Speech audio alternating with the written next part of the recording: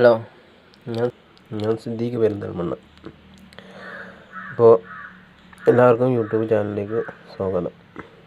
ഇന്ന് പറയാൻ പോണത് വിൻഡോസിൻ്റെ ഒ എസ് ഉള്ള സിസ്റ്റത്തിലേക്ക് ലിനക്സിൻ്റെ ഒ എസ്, അത് ലിനക്സിൻ്റെ ഒ എസ് ഉണ്ടാവും, ഉബുണ്ടു അതുപോലെ ഫെഡോറ, ഇതെങ്ങനെയാണ് ഇൻസ്റ്റാൾ ചെയ്യുക എന്നതിനെ കുറിച്ചാണ്. പെട്ടെന്ന് ചെയ്യാൻ പറ്റുന്ന സംഗതിയല്ല അത്. അപ്പോൾ അത് ശ്രദ്ധിച്ച് ചെയ്താലേ അതുകൊണ്ട് കാര്യമുള്ളൂ. എല്ലാവരും ഈ വീഡിയോ മുഴുവനായി കണ്ടാലേ അത് മനസ്സിലാവുള്ളൂ. അപ്പോൾ ആദ്യമായി കാണുന്നവരെ ഈ ചാനൽ സബ്സ്ക്രൈബ് ചെയ്യാൻ മറക്കരുത്. ഓക്കെ, അപ്പോൾ വീഡിയോ മുഴുവനായി കണ്ടാൽ മാത്രമേ മനസ്സിലാവൂ. അല്ലെങ്കിൽ അത് മാറിക്കഴിഞ്ഞാൽ ലിനക്സ് മാത്രമേ വർക്കാവുള്ളൂ, മറ്റേ വിൻഡോസ് വർക്കാവില്ല. വിൻഡോസ് നമ്മൾ വെറുതെ എന്ത് ചെയ്യും, വേസ്റ്റായി പോകും. പിന്നെയും വിൻഡോസ് ഇൻസ്റ്റാൾ ആവും, പിന്നെയും ഉബുണ്ടു ഇൻസ്റ്റാൾ ആക്കും.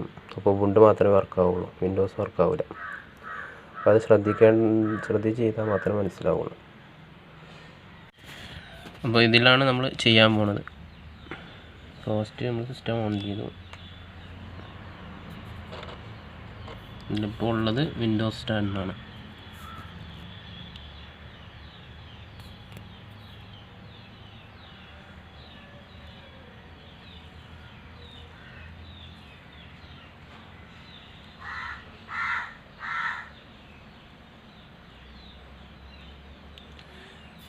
വിൻഡോസ് 10 ആണ് OS.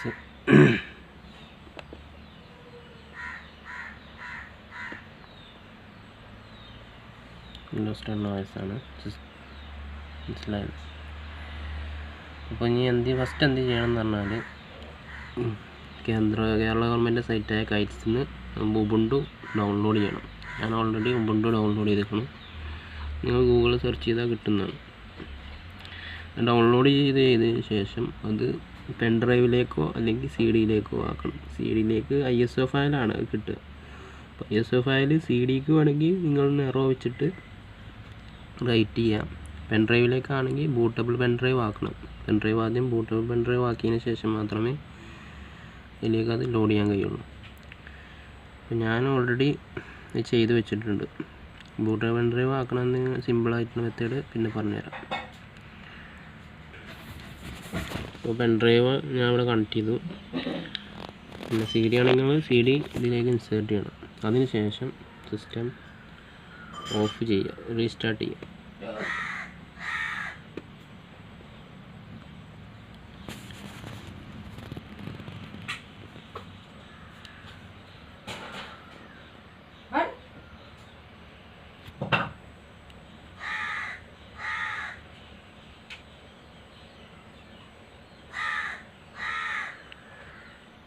റീസ്റ്റാർട്ടായി വരുമ്പോൾ തന്നെ F2 ബട്ടൺ പ്രസ് ചെയ്ത് കൊടുക്കുക. അത് ഒരു സിസ്റ്റത്തിനനുസരിച്ചായിരിക്കും. ഇത് HP ആയതുകൊണ്ട് ഞാൻ F2 പ്രസ് ചെയ്തിരിക്കും. ബൂട്ട് മാനേജർ എടുക്കാൻ വേണ്ടിയിട്ടാണ്.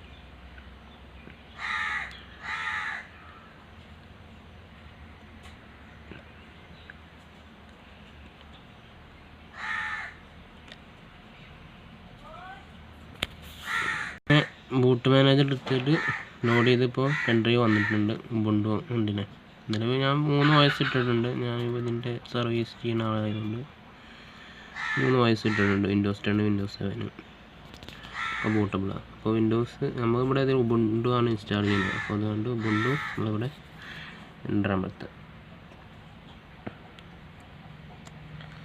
രണ്ടാമത്തെ കഴിഞ്ഞാൽ വിത്തൗട്ട് ഇൻസ്റ്റാളേഷൻ ഉബുണ്ടു വരും. അപ്പോൾ അതിൻ്റെ അടിയിൽ ഉബുണ്ടു ഇൻസ്റ്റാളേഷൻ ഉണ്ടാവും. ഉബുണ്ടു ഇൻസ്റ്റാളേഷൻ സെലക്ട് ചെയ്യുക.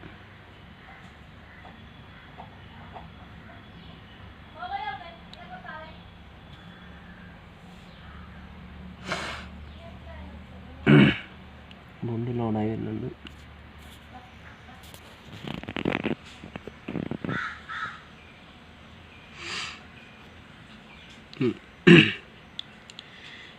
ആദ്യം വിൻഡോസ് 10 ഞാൻ ഓൾറെഡി ഇൻസ്റ്റാൾ ആക്കിയതാണ്. അപ്പോൾ നിങ്ങൾ ചെയ്യുകയാണെങ്കിൽ ആദ്യം വിൻഡോസ് 10 ഇൻസ്റ്റാൾ ചെയ്യണം.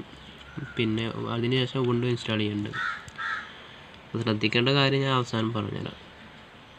അത് ശ്രദ്ധിച്ചിട്ടില്ലെങ്കിലാണ് ഈ പ്രശ്നം വരിക.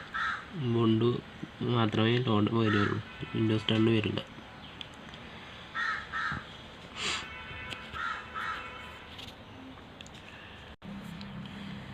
ഇത് ലാംഗ്വേജ് സെലക്ട് ചെയ്യണം. അപ്പോൾ ഇംഗ്ലീഷ് കൊടുത്താൽ മതി. ഇംഗ്ലീഷുള്ള നമ്മളെ നാട്ടിലേക്ക് കുറച്ചൊക്കെ അറിയുള്ളൂ.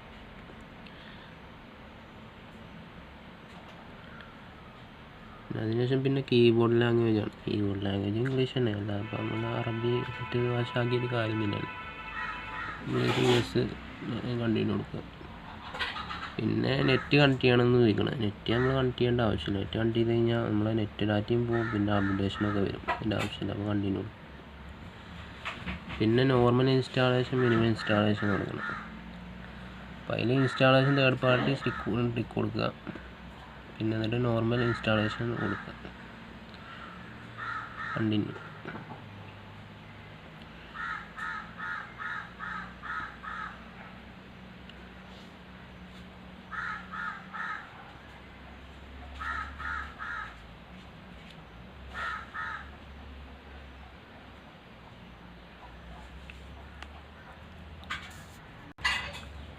ഇവിടെ ഞാനിപ്പോൾ ചെയ്യണമെന്ന് പറഞ്ഞാൽ വിൻഡോസ് ഉള്ള ആ ഡ്രൈവിലേക്ക് തന്നെ ഉബുണ്ടു കയറ്റാണ്. അപ്പോൾ installation Ubuntu alongside Windows 10 സൈഡിലേക്ക് ആവുക. പിന്നെ അതിൻ്റെ അടിയിൽ erase disk install Ubuntu full disk ഇതാക്കി കഴിഞ്ഞിട്ട് ഉബുണ്ടു ഇൻസ്റ്റാൾ ചെയ്യാനാണ്, ഫോർമാറ്റ് ചെയ്താണ്ട്. പിന്നെ സംതിങ് എൽസ് പറഞ്ഞാലാണ് പാർട്ടീഷൻ ചെയ്താണ്ട് നമ്മൾ ചെയ്യാൻ.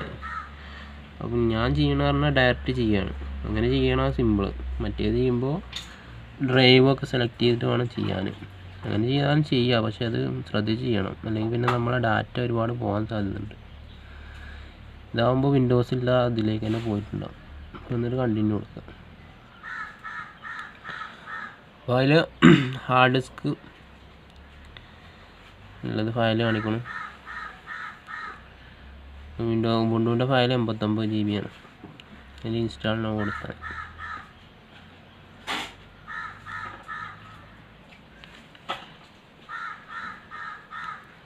before can you select new partition size, anyone provision changes the right on disk, you cannot be under the operation.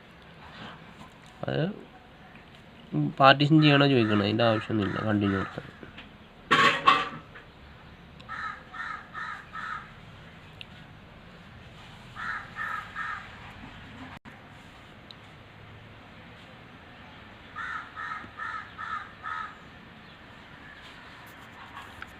ഇവിടെ പിന്നെ ഇന്ത്യ കൊടുക്കുക.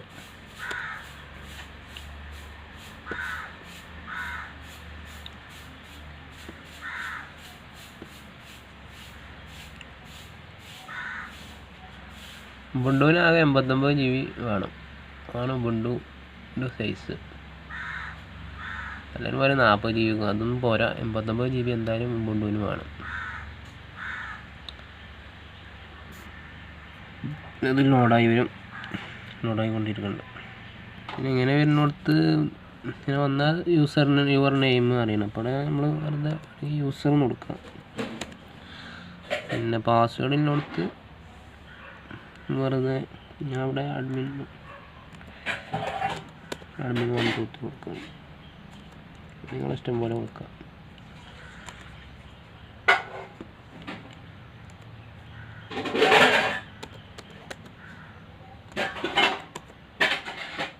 ഓട്ടോ ലോഗിൻ കൊടുത്താൽ മതി. ഓട്ടോ ലോഗിൻ കൊടുത്തു കഴിഞ്ഞാൽ ഓട്ടോമാറ്റിക് ലോഗിൻ ആയിക്കോളും. അല്ലെങ്കിൽ പിന്നെ പാസ്വേഡ് നമ്മൾ മറന്നു പോകും.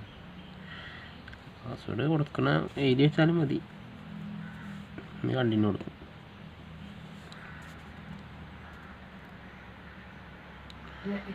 ആ ഫയൽ കോപ്പി ആയിട്ടുണ്ട്. കോപ്പിങ് നടക്കണം. ചാനൽ കാണുന്നവർ മാക്സിമം ഇത് സപ്പോർട്ട് ചെയ്യുക, സബ്സ്ക്രൈബ് ചെയ്യാൻ മറക്കരുത്. പുതിയ വീഡിയോ, മറ്റ് ടെക്നിക്കൽ വീഡിയോ നമ്മൾ പുതിയത് അപ്ലോഡ് ചെയ്യും.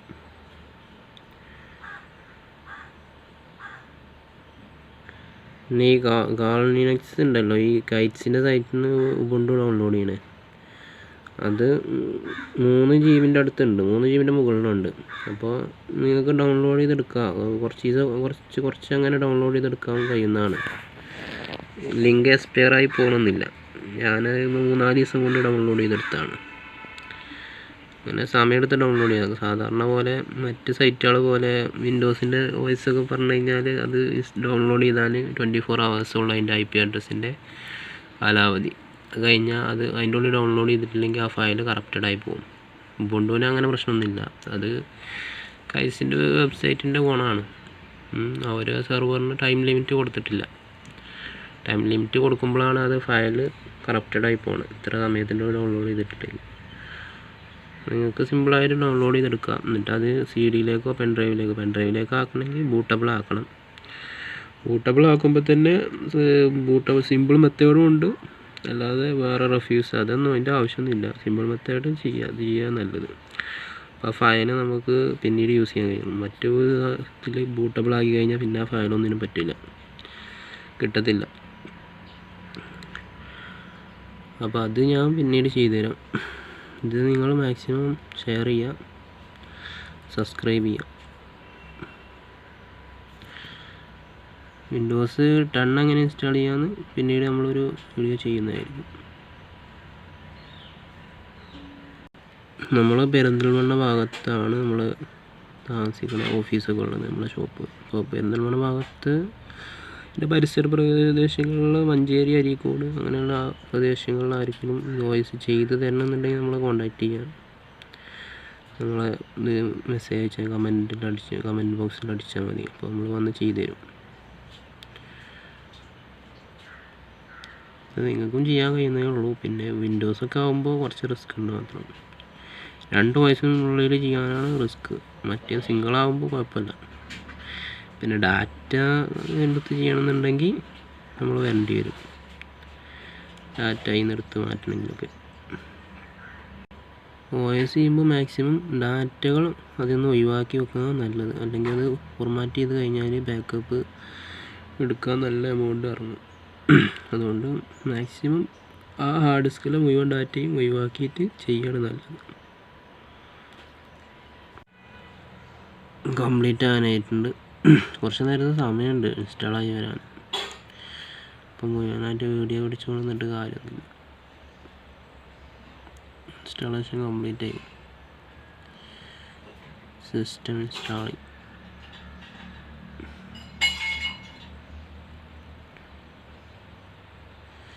വോയിസ് ചെയ്യുമ്പോൾ കറണ്ട് പോകാതെ സൂക്ഷിക്കണം. ഇപ്പോൾ ലാപ്ടോപ്പ് ആയതുകൊണ്ട് ഇത് ബാറ്ററി ബാക്കപ്പ്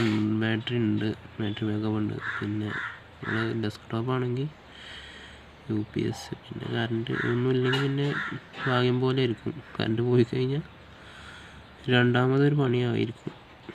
അതാണ് ഇതിൻ്റെ പ്രശ്നം. വോയിസ് ഇൻസ്റ്റാൾ ചെയ്യുമ്പോൾ മാക്സിമം പെട്ടെന്ന് ചെയ്ത് തീർക്കുകയെന്ന് മാത്രം. സിസ്റ്റം ഇൻസ്റ്റാൾ എന്ന് പറഞ്ഞിട്ട് കുറച്ച് ഫയലുണ്ട്, അത് ലോഡായിക്കൊണ്ടിരിക്കും.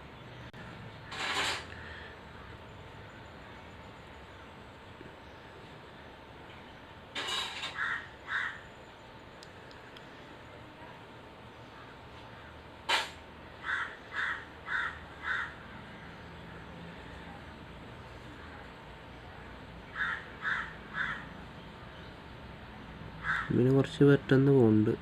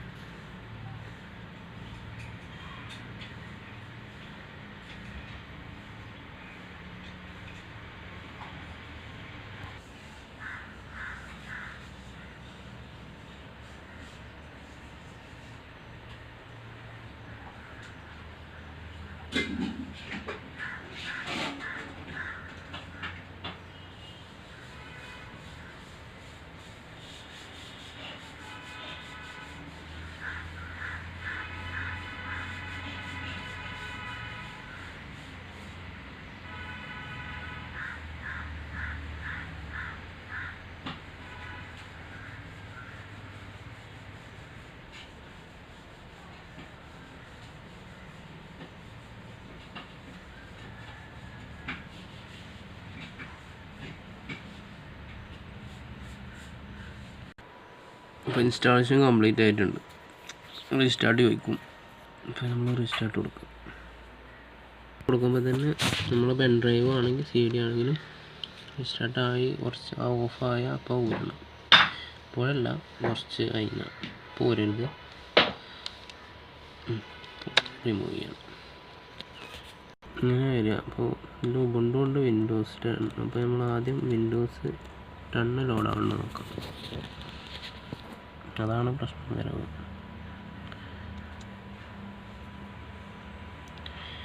വിൻഡോസ് 10 ലോഡാവുന്നുണ്ട്. ഇനി ശ്രദ്ധിക്കേണ്ട കാര്യം ഞാൻ പറഞ്ഞുതരാം. ലോഡായി ഓപ്പൺ ആയിട്ട് വരും. അപ്പോൾ നമ്മളെ വിൻഡോസിലെ ഫയലൊന്നും പോയിട്ടില്ല, കണ്ടില്ലേ? ഫയലൊന്നും പോകാതെ തന്നെ ഉബുണ്ടു ഇൻസ്റ്റാളായി. ഇത് ശ്രദ്ധിക്കേണ്ട കാര്യം എന്ന് പറഞ്ഞാൽ, ഇപ്പോൾ പാർട്ടീഷൻ ചെയ്ത് കണ്ടില്ലേ, നമ്മളെ ഇവിടുത്തെ ഡ്രൈവൊക്കെ ഇവിടെ കിടക്കുന്നുണ്ട്. വിൻഡോസിൻ്റെ സി ഡ്രൈവിൽ തന്നെയാണ് ഉബുണ്ടു കയറിക്കുന്നത്. മറ്റു ഡ്രൈവൊക്കെ ഇവിടെ ഫ്രീ ആയി കിടക്കുന്നുണ്ട്. അപ്പോൾ ഈ ശ്രദ്ധിക്കേണ്ട കാര്യം എന്ന് പറഞ്ഞാൽ, ഇതിൽ പ്രോപ്പർട്ടീസിൽ നമ്മളിത് 64 ബിറ്റ് OS ആണ് വിൻഡോസ് ചെയ്തിരിക്കുന്നത്, വിൻഡോസ് 10. അപ്പോൾ ഉബുണ്ടും അതേപോലെ 64 ബിറ്റ് ആയിരിക്കണം.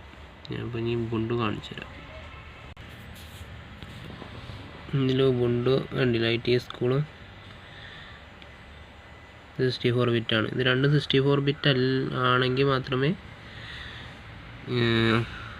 ഇത് ഇങ്ങനെ വർക്കാവുള്ളൂ. ഇത് രണ്ടും ഡിഫറെൻറ്റ് ബിറ്റ് റേറ്റ് ആണെങ്കിൽ, ഇപ്പോൾ വിൻഡോസ് 64 ബിറ്റും ബൂട്ടബിൾ ആക്കുമ്പോഴും നല്ലപോലെ ശ്രദ്ധിക്കണം. ശ്രദ്ധിച്ചിട്ടില്ലെങ്കിൽ പിന്നെ അതുകൊണ്ട് വോയിസ് ലോഡാവില്ല. വെറുതെ ഉബുണ്ടു മാത്രം വർക്കാവും, വിൻഡോസ് വർക്കാവില്ല. അപ്പോൾ എല്ലാവരും വീഡിയോ സബ്സ്ക്രൈബ് ചെയ്യുക, ഷെയർ ചെയ്യുക. ഓക്കെ,